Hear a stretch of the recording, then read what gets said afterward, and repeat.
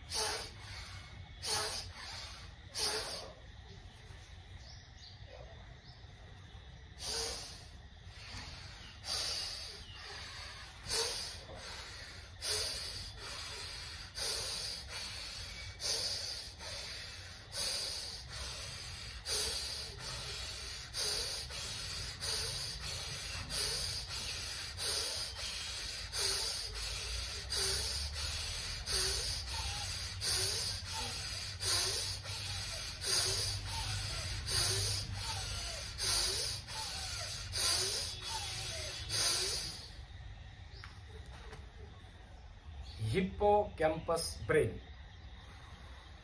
अतिशय महत्त्वाचा अभ्यास आहे, ज्याला समुद्री घोडा सुद्धा म्हणत असतात. समुद्री घोडा, त्याचं एक दुसरं नाव समुद्री घोडा सुद्धा आहे. मग आपल्याला घोड्यासारखी चंचल आणि स्पीड आपल्यात असलं पाहिजे ना. त्याला अश्वमीन सुद्धा म्हणत असतात. अश्वमीन, ह्याच मेंदूला अश्वमीन, समुद्री घोडा असे वेगवेगळे नाव आहे. पण नावं काही असो, आहे का नाही. त्यासाठी भस्त्रिका प्राणायाम, अनुलोम विलोम,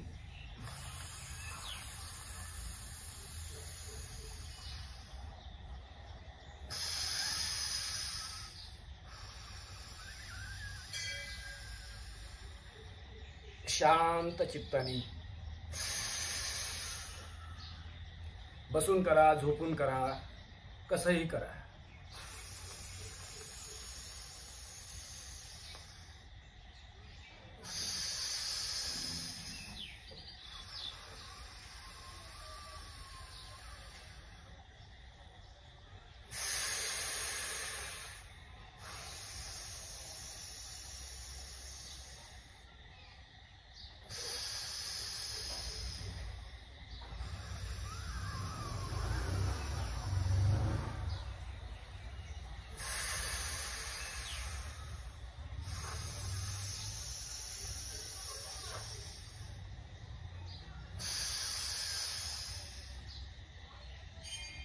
मेंदू अंकुंचन होणे, स्मरणशक्ती लॉस होणे, अल्झायमर किंवा डिमेन्शिया, हे जे मोठे मोठे नाव जे आपण ऐकतो ना आजारांचे, त्याच्यासाठी हे अतिशय महत्त्वाचे अभ्यास आहे.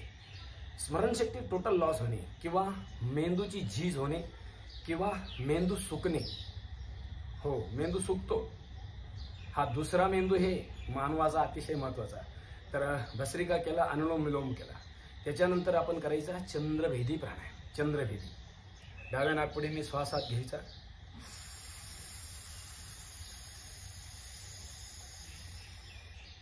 थोडं थांबता आलं तर थांबायचं, अभ्यंत कुंभक करायचं. त्यानंतर उजव्या बाजूने त्याला सोडून द्यायचं,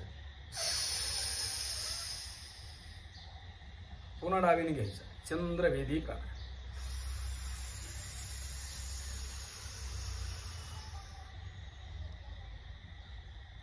आपल्याला जरी दोन मेंदू असले, छोटा आणि एक मोठा, पण त्या छोट्या आणि मोठ्या मेंदूंचे वेगळे वेगळे 4 भाग आहे, 4 हिस्से आहे त्याचे.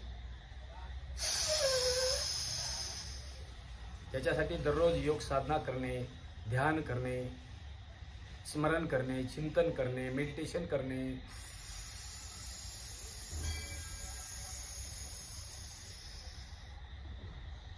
अनुलोम विलोम प्राणायाम, चंद्रभेदी प्राणायाम.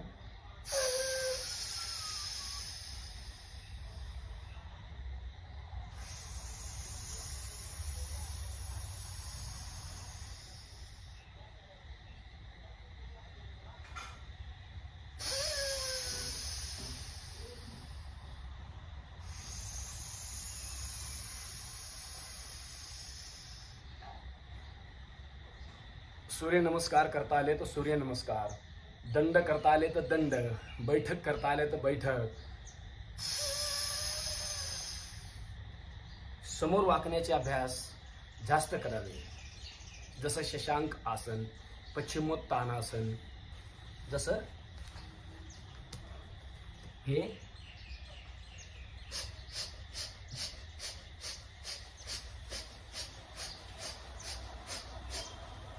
असं. मेंदूला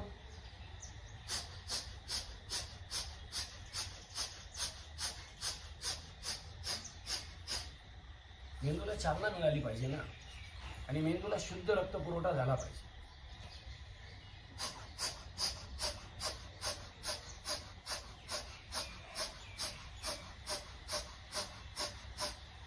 जसे हे योग मुद्रासन मी तुम्हाला करून दाखवलं, आणि जानुशिरा आसन करून दाखवलं. तर हे सुद्धा अतिशय महत्त्वाचे अभ्यास आहे.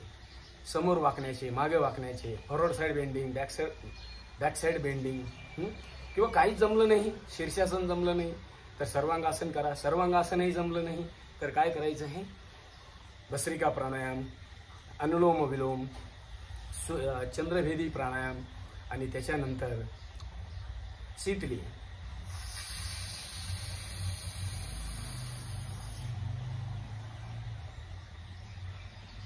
जिभेने श्वास घ्यायचा, थोडं थांबायचं आणि नंतर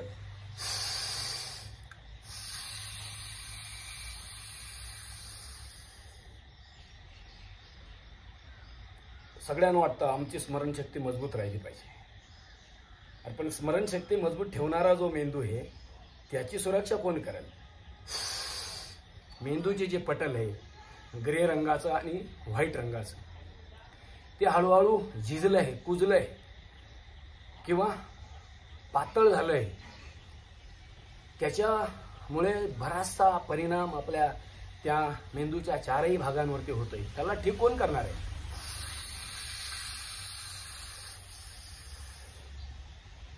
अनुलोम विलोम, भ्रामरी, ओंकार, चंद्रभेदी, शीतली, शीतकारी. तर हा शीतली प्राणायाम, चंद्रभेदी, शीतली. त्याच्यानंतर शीतली पूरक, शीतली पूरक,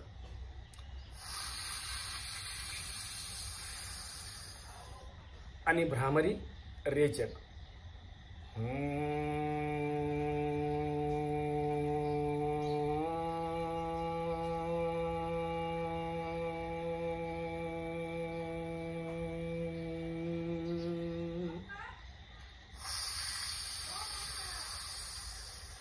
असा जिभेने श्वास घ्यायचा.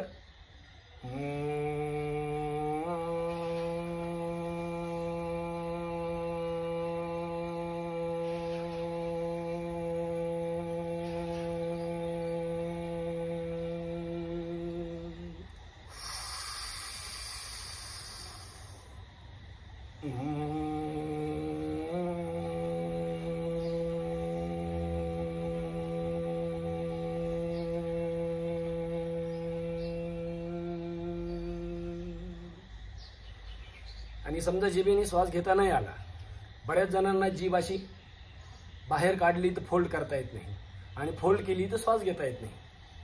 तरी पण प्रयत्न करा. नाही झालं काय अडचण नाही, सरळ नाकाने श्वास घ्यायचा आणि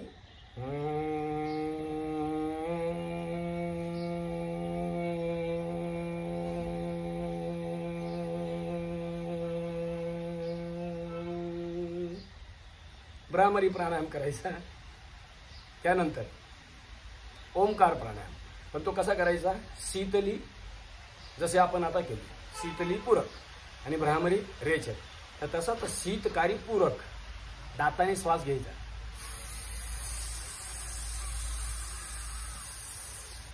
आणि तोंडाने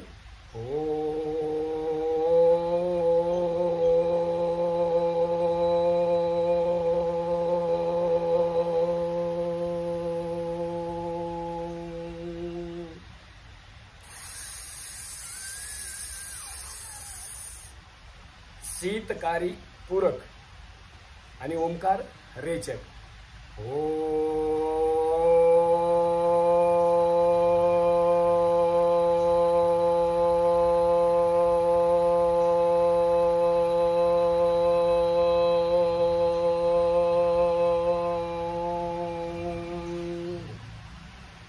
समजा नाही घेता आला, दाताने श्वास घेता नाही आला, काय अडचण नाही, नाकाने श्वास घ्यायचा आणि तोंडाने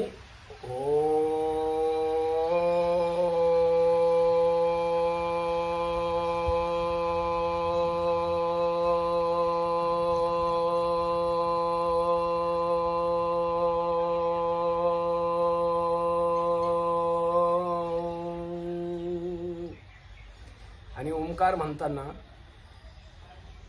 मोठा ओंकार म्हणायचा, छोटे छोटे ओंकार नाही करायचे.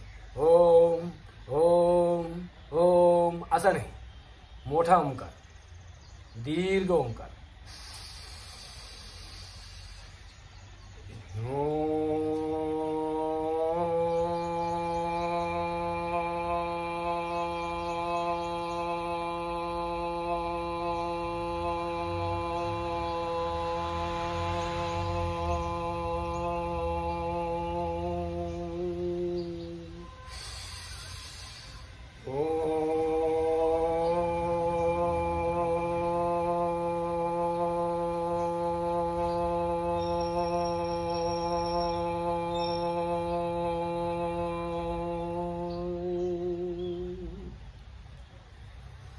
असे हे निर्दोष प्राणायाम आहे सगळे. भस्त्रिका, अनुलोम विलोम.